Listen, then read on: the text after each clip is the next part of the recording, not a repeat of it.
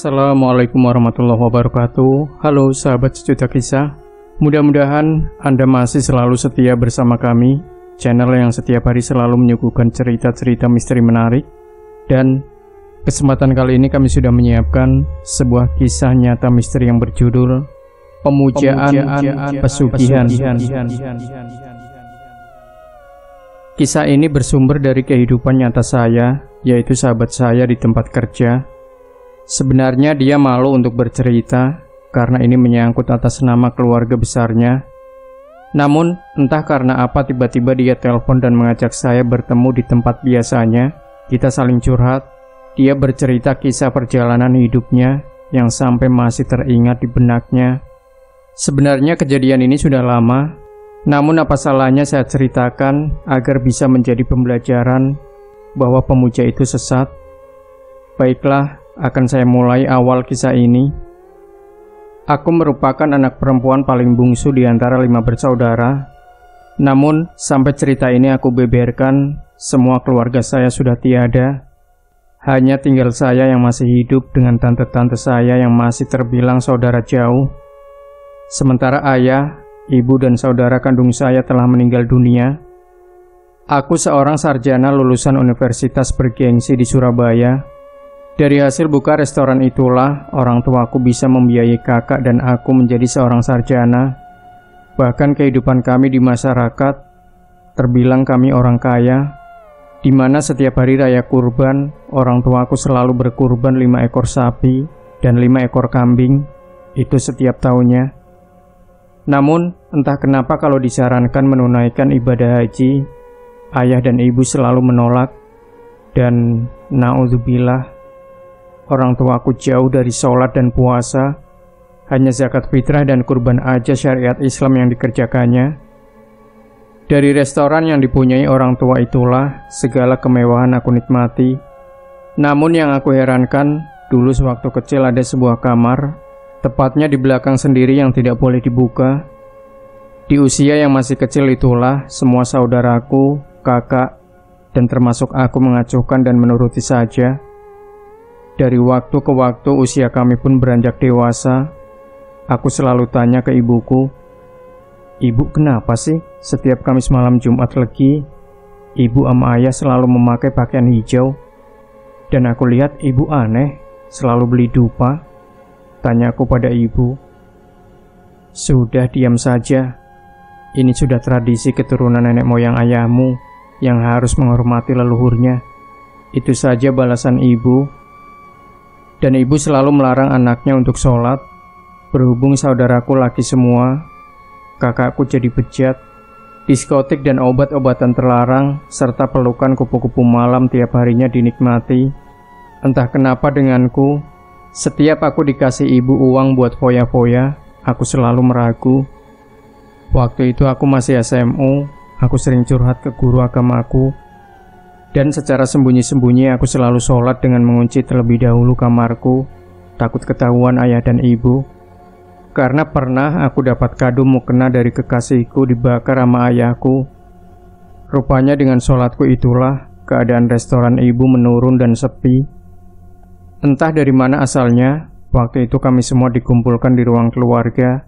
Ayah dengan mata merah menanyai anaknya satu persatu, "Siapa yang sholat dalam rumah ini?" Tanya ayahku dengan murkanya. Aku terkejut, namun tetap bungkam. Tapi aku berani bertanya, "Memang kenapa kalau sholat? Bukankah itu perintah agama sebagai seorang muslim? Bukankah ibu dan ayah seorang muslim?" Jawabku ingin tahu. "Diam!" bentak ayahku. Aku semakin penasaran dan masih terus berusaha mencari tahu kenapa ayah dan ibu tidak mau sholat. Dan apa hubungannya sholatku dengan sepinya restoran orang tuaku? Tepat jam 1 dini hari, aku mencoba sholat tahajud sesuai petunjuk guru agamaku minta petunjuk pada Allah Subhanahu wa Ta'ala.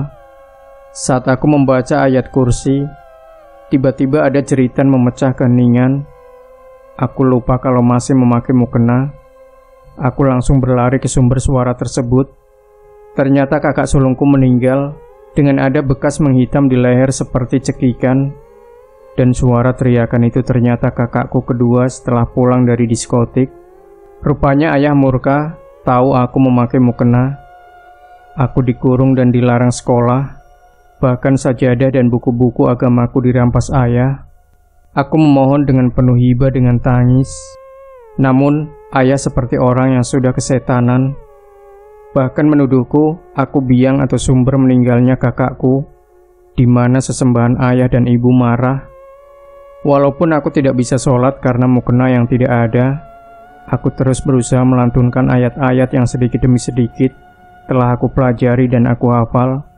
Setelah kematian kakak yang aku curigai, namun di mata tetangga, orang tuaku mengatakan kakakku kena angin duduk karena sering pulang pagi. Bahkan seorang ustadz yang memandikan sebenarnya curiga, namun tetap diam saja, sebagai tugasnya untuk merahasiakan apa yang terjadi pada mayat tersebut.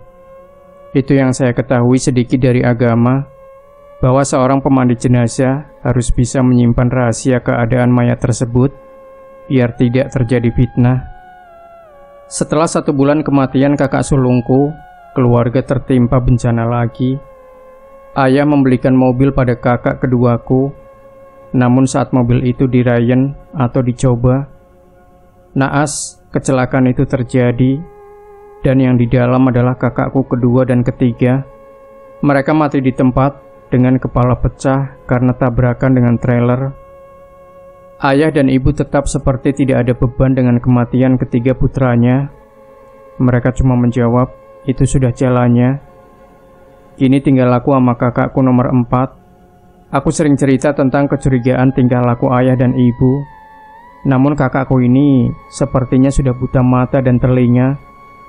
Mungkin karena jampa-jampi yang sering diberikan ibu, di mana setiap Kamis Legi, ayah dan ibu selalu membeli ayam dan disembelih, sementara darahnya disiramkan ke kepala ular yang sudah diawetkan. Kemudian darah itu disaring di bejana. Ini yang aku ketahui secara tidak sengaja.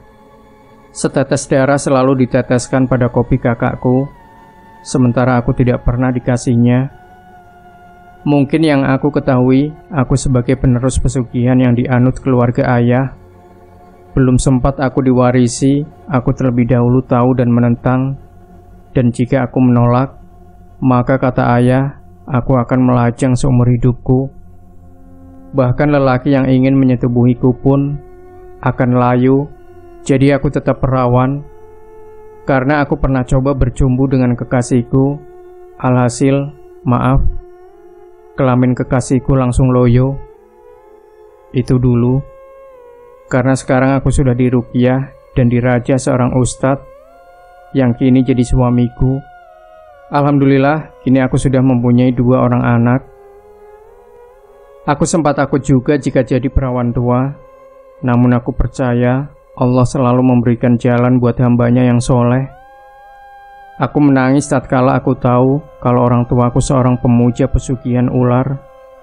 Apakah itu blorong, aku tidak tahu. Dari sering curhat inilah, guruku mengenalkan pada aku seorang santri yang katanya bisa membantuku dalam menyelesaikan pelik keluargaku. Dia lulusan pondokan terkenal di Jombang. Meskipun aku sudah lulus SMU, aku masih terus sering main ke rumah guru agamaku tersebut. Berbagai rujukan dilontarkan ayah dan ibu agar aku mau mewarisi ilmu pesugihan tersebut dengan memberikan darah perawanku buat siluman yang dipuja. Dugaanku salah, ternyata orang tuaku bukan pemuja blorong. Karena setauku, blorong itu wanita. Namun, ini yang dipuja orang tuaku, siluman ular laki-laki. Aku terus melawan orang tuaku, tak lupa doa-doa terus kuucap. Tatkala aku merasakan ada yang lain di kamarku, aku semakin memberanikan diri. Doa-doa yang diberikan teman lelakiku itu terus aku baca. Masya Allah, tepat jam 2 pagi, aku usai sholat tahajud. Terdengar seperti ada ledakan, rumahku terguncang, namun cuma beberapa saat saja. Bersamaan itu aku dengar teriakan ibuku dan disusul ayahku. Aku langsung lari ke kamarnya. Ya Allah, ayah dan ibuku dalam keadaan bugil dengan erangan kesakitan. Namun aku masih terdengar bacaan ibu bahwa dia telah disetubuhi siluman itu dengan teramat kasar hingga ibu kesakitan karena vaginanya hancur. Sementara ayah juga melayani siluman ular yang wanita hingga kelaminnya luka dan berdarah. Ternyata orang tuaku memuja sepasang siluman ular yang diwarisi dari leluhur ayah. Jika anak perawan tidak mau, maka ibunya yang harus melayaninya. Kulihat ayahku sudah tak bernyawa dengan kelamin yang hampir putus, darah di mana-mana serta tiada. Setengah jam ibuku menyusul. Aku histeris sekeras-kerasnya. Aku baca doa yang diberikan temanku itu, dan aku baca doa Nurbuah yang terkenal keampuhannya. Alhamdulillah, sepasang siluman itu sirna bersama asap yang mengepul di dalam kamar. Entah kemana siluman itu. Aku menangisi kedua orang tuaku. Aku telepon guru dan teman lelakiku. Mereka membantuku menjaga rahasia ini sampai prosesi pemakaman. Aku bilang ke tetangga, ibuku sakit jantung, dan disusul ayah ikutan terserang jantung karena tidak menyangka ibu secepat itu meninggalkannya. Kini, semua kekayaan orang tuaku hancur lebur termakan berbagai bencana. Kakakku keempat sekarang menjadi gila. Saat dirawat di RSC, kakakku bunuh diri dengan menyayat sendiri urat nadinya. Ternyata setelah aku ketahui bahwa keperawananku yang ditunggu siluman ular yang selama ini dipuja nenek moyangku, aku adalah keturunan ketujuh yang kata tanteku bisa menambahkan kekayaan hingga 7 turunan lagi. Dan restoran orang tuaku sebenarnya hanya kedok saja menutupi keganjilan kalau mereka pemuja iblis berwujud ular. Maka itu setiap Kamis malam legi, ular yang diawetkan oleh leluhurku itu dimandikan air kembang, dan bilasan air itu ditampung di sebuah bejana. Kemudian airnya dibuat masak di restoran tersebut. Ternyata inilah kekayaan keluargaku, memuja pada siluman ular. Meskipun tanpa buka restoran pun, uang itu datang sendiri setelah ayah dan ibu melakukan persetubuhan dengan sesembahannya. Kini mumi ular yang diawetkan itu berhasil dibakar oleh teman lelakiku yang kini jadi suamiku. Di saat mumi ular itu dibakar, restoran serta rumah mewah keluargaku pun hangus dilalap si jago merah karena konsleting. Jangan dikira ibu kota jauh dari mistik. Ini zaman cari uang susah. Tapi inilah kisah nyata yang aku alami. Aku malu pada tetanggaku, dan kini ikut suamiku berpindah ke kota Probolinggo. Setelah kejadian ini semua tidak membuatku tenang. Masih sering aku mendengar desis ular. Bahkan dalam mimpi pun aku sering dihantui teriakan ayah dan ibuku yang seakan menjadi budak di istana siluman ular. Namun berkat kegigihan suamiku yang selalu membimbingku dengan memperbanyak doa dan istighfar agar dijauhkan dari segala mara bahaya yang bersifat gaib, sampai kini pun aku masih sering trauma jika melihat ada ular di depanku. Ingatlah, kekayaan dunia tidak abadi, apalagi dengan cara memuja. Jika pemuja meninggal, alhasil kekayaan yang didapat hasil muja pun ikutan sirna. Sekian kisah ini saya ceritakan nyata adanya, dan ini pernah saya kirimkan di harian Memo di Surabaya sebagai kisah misteri. Demikian sahabat Sejuta Kisah, jangan lupa berikan komentar Anda, like, share video ini, subscribe channel Sejuta Kisah, dan nantikan kembali cerita-cerita misteri terbaru dari kami. Wassalamualaikum warahmatullahi wabarakatuh.